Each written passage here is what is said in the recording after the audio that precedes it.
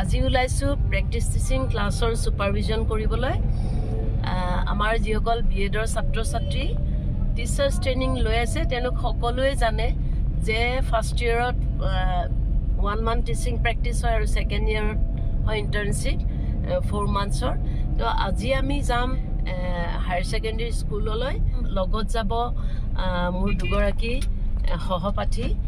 মই বাৰু পৰিচয় কৰাই দিম এতিয়া মই কলেজলৈ গৈ আছো হিহঁতক কলেজৰ পৰা লৈ পেলাই তাৰ পিছত আমি যাম আজি মই আপোনালোকক দেখুৱাম যে টিচিং প্ৰেক্টিছত একচুয়ালি আমি কি সুপাৰভাইজ কৰো আৰু কেনেকৈ সুপাৰভাইজ কৰে আৰু ছাত্ৰ ছাত্ৰীসকলে কোনবোৰ বিষয়ৰ ওপৰত মানে তেওঁলোক মানে প্ৰিপেয়াৰ হৈ যাব লাগে যে কোনবোৰ বিষয় আমি ইনস্পেকশন কৰিম সুপাৰভাইজ কৰিম right from the lesson plan আৰু মানে গুটেই আপোনাৰ ক্লাছটো ষ্টাৰ্টিঙৰ পৰা আৰু শেষলৈ গুটেই বস্তুবিলাক আমি কেনেকৈ সুপাৰভাইজ কৰোঁ সেই সম্পৰ্কে ক'ম আৰু ভিডিঅ'টো শেষলৈ চাব কিয়নো আপোনালোকে এই ভিডিঅ'টো চালে এটলিষ্ট আপোনালোকে টিচিং প্ৰেক্টিছত এটা ভাল মাৰ্কছ কেৰি কৰিবলৈ সক্ষম হ'ব তেতিয়াহ'লে বলক যাওঁ আমাৰ কলেজলৈ এইখন হৈছে college of education Morigaon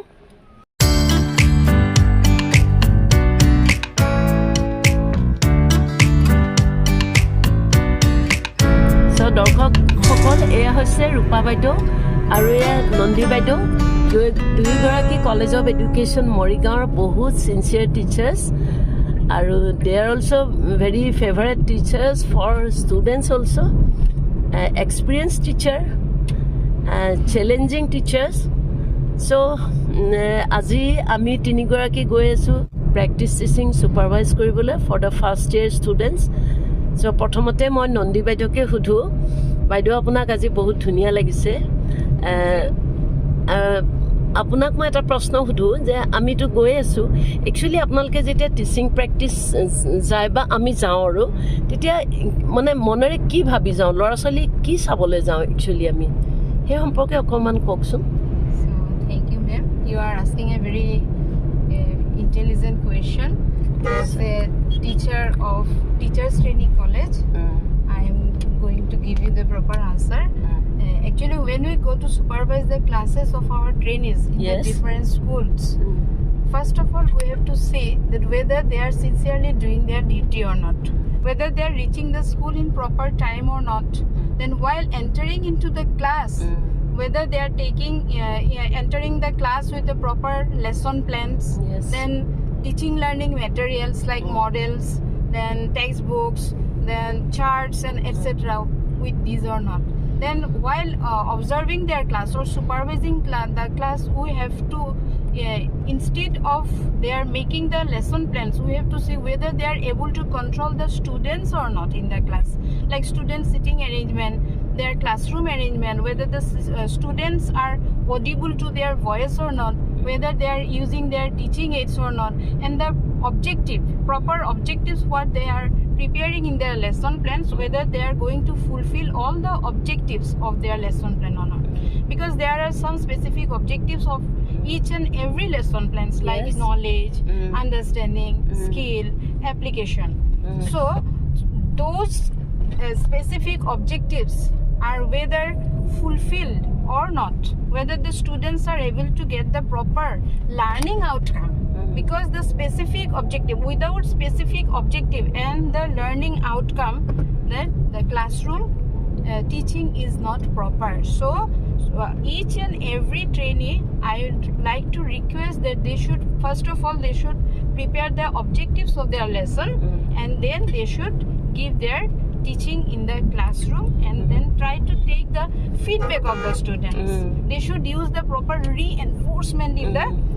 classroom, because I have seen sometimes they ask some question, the students are giving the proper reply, but they do not give them the feedback. They used to forget. Maybe it is because of of their nervousness, like the supervisors are visiting their schools. So immediate feedback and reinforcement, this is very, very important. Our trainees should keep in mind all these things, and they should be very sincere also, because sincerity and discipline, if the teachers are not sincere and disciplined, then the students will never be disciplined. So you have to reach the school before the assembly time. After the teaching, you should rub the blackboard. All these things you have to follow. So This is my request to all our dear trainees. Thank you. Thank you, Nandi ma'am. You have given the answer in a very clear manner. So thank you. So মই এতিয়া ৰূপা মেমক সুধিম ৰূপা memo বহুত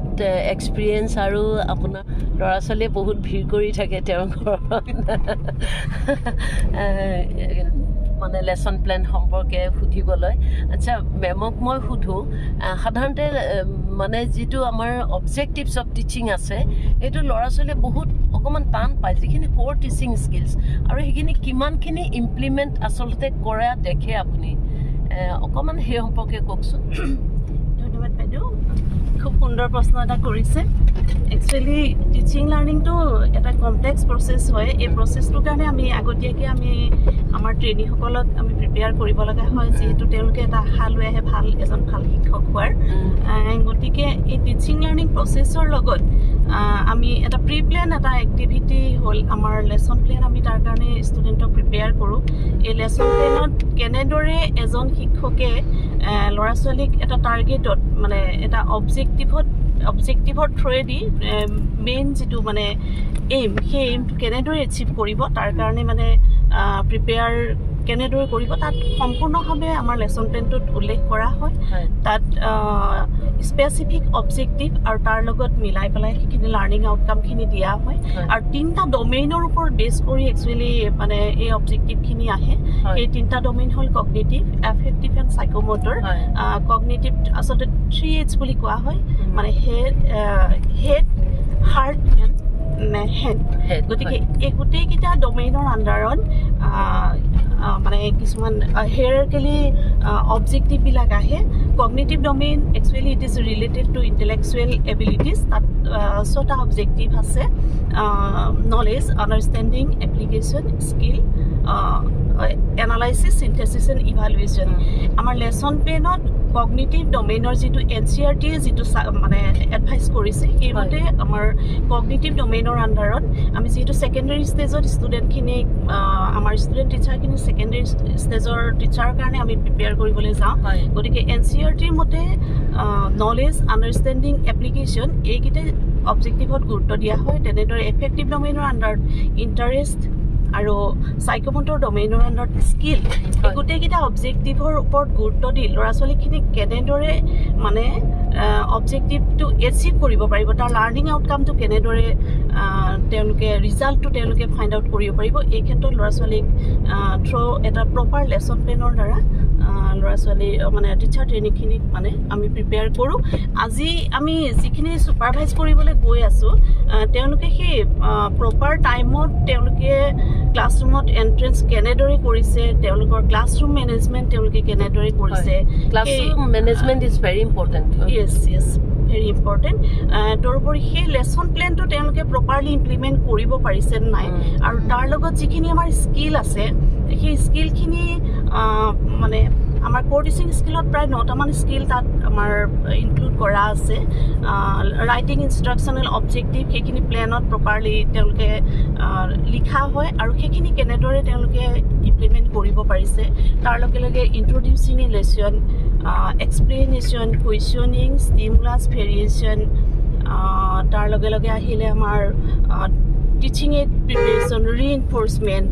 আৰু সিফালে closure আৰু সেই স্কিলকেইটা একেলগে এটা মেক্ৰ' লেচনত মেক্ৰ' টিচিঙত কেনেদৰে তেওঁলোকে ইমপ্লিমেণ্ট কৰিব সেই সম্পৰ্কে আমি আজি ছুপাৰভাইজ কৰিবলৈ আহিছোঁ আশা কৰিছোঁ আমাৰ ষ্টুডেণ্টখিনি গোটেইখিনি আমি ষ্টুডেণ্ট টিচাৰখিনি গোটেইখিনিয়ে ভাল গতিকে তেওঁলোকে আজি সুন্দৰকৈ ক্লাছ কৰিব সেই আশালৈ আমি দুয়োগৰাকী আহিছোঁ লগতে আমাৰ বাইদেউ আহিছে গতিকে এইখিনিয়ে মোৰ ক'ব লাগে ঠিক আছে ধন্যবাদ ৰূপা নন্দী বাইদেউ আৰু ৰূপা বাইদেউ তেওঁলোক নামি গ'ল নিজৰ ঠাইত আজি তেওঁলোকৰ সৈতে মই আলোচনা কৰিলোঁ বিশেষ অসুবিধাৰ কাৰণে আচলতে তেওঁলোকৰ আকৌ মানে মই তেওঁলোকৰ সৈতে কথা পাতিব নোৱাৰিলোঁ কিন্তু মানে ছাত্ৰ ছাত্ৰীসকলে পঢ়াই অহাৰ পিছত যিখিনি কাৰেকশ্যন কৰি দিয়া হৈছে সেইখিনিৰ ওপৰত মই আপোনালোকক ক'বলৈ ওলাইছোঁ আৰু একচুৱেলি মানে তেওঁলোকক আকৌ ফটোত মই বা ভিডিঅ'ত দেখুৱাব বিচৰা নাছিলোঁ যিবিলাক মিষ্টেক হৈছিলে যিয়ে নহওক যিবোৰ ক্লাছ ছুপাৰভাইজ কৰা হৈছিলে প্ৰায়খিনি ছাত্ৰ ছাত্ৰীয়ে ভালেই পঢ়াইছে বহুত ভাল পঢ়াইছে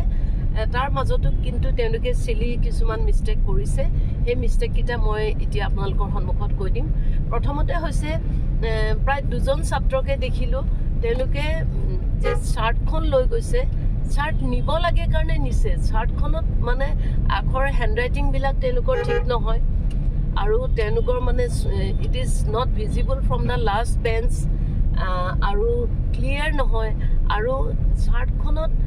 এটা ইনফৰমেশ্যন লৈ যাব লাগে লিখিব লাগে কাৰণে চাৰ্টত কেইটামান বস্তু লিখি গ'লেই নহয় 1 নম্বৰ কথা 2 নম্বৰ কথা হৈছে তেওঁলোকে চাৰ্টখন হেং কৰিবলৈ আগৰ পৰা ব্যৱস্থা কৰি থোৱা নাই চাৰ্টখন হাত ইমান ডাঙৰ চাৰ্টখন তেওঁলোকে হাতত লৈ লৈ পঢ়াই আছে বৰ্ডতে মানে দুইখন হাতেৰে ধৰি ধৰি পঢ়াই আছে গতিকে সেইটো নিয়ম নহয় তেওঁলোকে এটলিষ্ট আজিকালি এনেকুৱা ৰাবাৰ লগোৱা আঠা লগোৱা পোৱা যায় গতিকে যিসকলে ফাইনেল টিচিং কৰিব যাব ক্লাছ কোনটো ক্লাছত আপোনালোকে পঢ়ি যায় গম নাপাব গতিকে যিটো ক্লাছত কৰিব আগতীয়াকৈ তাত এটা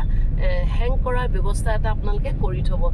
এইখিনি ছাত্ৰ ছাত্ৰীয়ে কাম কৰিব পাৰিলেহেঁতেন তেওঁলোকে হেং নকৰাকৈ ইমান ডাঙৰ চাৰ্টখন গোটেই মানে ক্লাছটো তেওঁলোকে হাতেৰে ধৰি ধৰি পঢ়াইছে এইটো এটা মেজৰ মিষ্টেক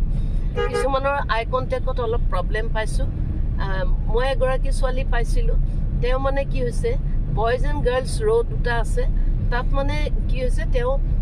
মাজতে তাইৰ টেবুল আৰু চকীখন আছে গতিকে তাই যেতিয়া মানে বয়জৰ ফালে তাই থিয় হৈ আছে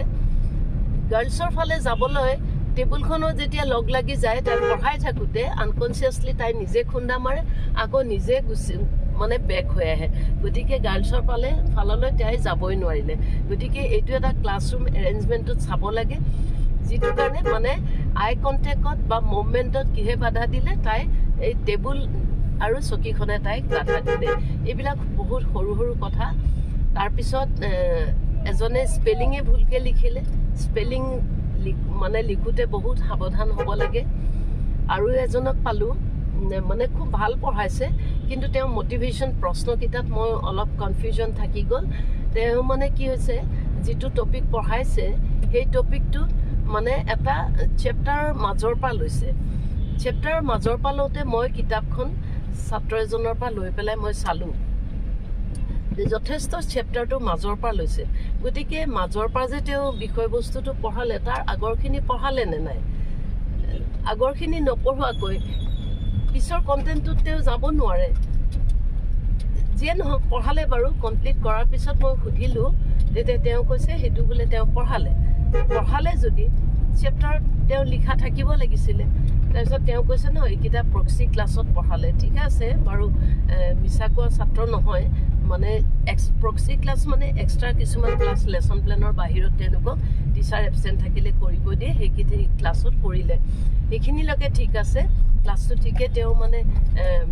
প্ৰক্সি ক্লাছত ধৰি লওক বস্তুখিনি বুজাই দিলে সেইকাৰণে আজি এইটো টপিক পঢ়াইছে সেইখিনিলৈকে ঠিকে আছে কিন্তু তেওঁৰ মটিভেশ্যন প্ৰশ্নকেইটা সেই যিকেইটা প্ৰক্সি ক্লাছ কৰিছিলে তাৰ পৰা তেওঁ প্ৰশ্নকেইটা ল'ব লাগিছিল লিংক এটা মানে তেওঁ এষ্টাব্লিছ কৰিবলৈ ফেইলিয়াৰ হ'ল খুব ভালে পঢ়াইছে মাজৰখিনি বাৰু কিন্তু আমি যে কওঁ প্ৰিভিয়াছ নলেজৰ লগত লিংক কৰিব লাগে সেই বস্তুখিনি তেওঁ মানে অকণমান মিষ্টেক এটা কৰিলে এইকেইটাই আমি পালোঁ বাকীখিনি ঠিকে আছিলে হেণ্ডৰাইটিং চবৰে ভাল আছিলে ব্লেকবৰ্ড ইউজ ভালেই কৰিছিলে বাৰু ছাত্ৰ ছাত্ৰীখিনিও কোঅপাৰেটিভ আছিলে তে আজিলৈ এইখিনিয়ে আমি এখন স্কুলত পালোঁ নেক্সট আকৌ এখন স্কুলত গ'লে সেই ডিফেক্টছকেইটা নেক্সট ভিডিঅ'ত ক'বলৈ যত্ন কৰিম ঠিক আছে ভিডিঅ'টো যদি ভাল লাগিল লাইক শ্বেয়াৰ আৰু ছাবস্ক্ৰাইব কৰিব আৰু ৰূপা মেম আৰু নন্দিনী মেমক